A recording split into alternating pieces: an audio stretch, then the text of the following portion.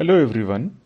Today we shall see that how to evaluate the mass flow rate through a rocket nozzle.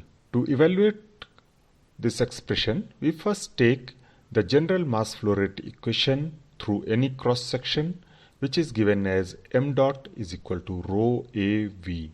Rho is the density of the gas, a is the area of the flow conduit, and v is the velocity of the gas. Now we notice that rho is equal to P by RT if we assume the gas to be the ideal gas, which is generally case in case of rocket nozzle flow rate. Putting the value of rho in the mass flow rate equation, we get the mass flow rate as being equal to PAV divided by RT.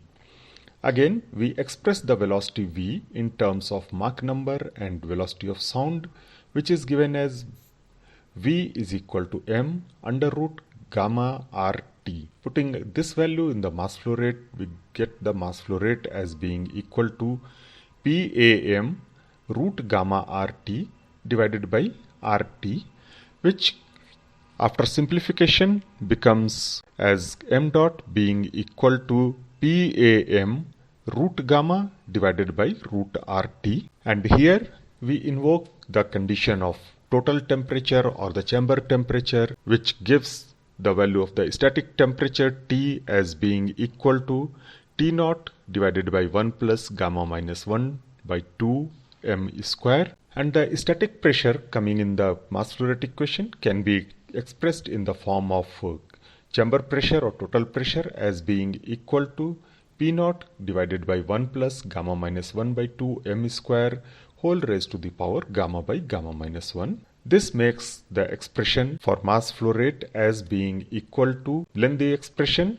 given here. At this point, you need not have to panic. This 1 plus gamma minus 1 by 2 m square terms, they get simplified and the expression becomes m dot is equal to P naught divided by 1 plus gamma minus 1 by 2 m square whole raised to the power gamma by gamma minus 1 minus half, and the other terms am root gamma divided by RT naught. The expression further simplifies after subtracting the expressions in the powers of 1 plus gamma minus 1 by 2 m square. And here we just take the condition at nozzle throat where the area of conduit is equal to the throat area AT and Mach number becomes equal to 1. Putting these values into the mass flow rate equation, we get m dot to be equal to P naught divided by the expression with Mach number 1 and multiplied by AT into 1 into root gamma divided by under root RT naught.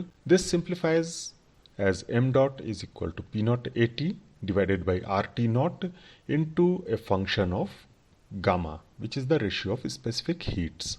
Now we consider the function of gamma in the right hand side and simplify it as being root gamma into 2 by gamma plus 1 whole raised to the power gamma plus 1 by 2 raised to the power gamma minus 1, and this term we express as capital gamma, and the equation looks much more simpler in the form of m dot is equal to P naught AT into capital gamma divided by RT naught under root.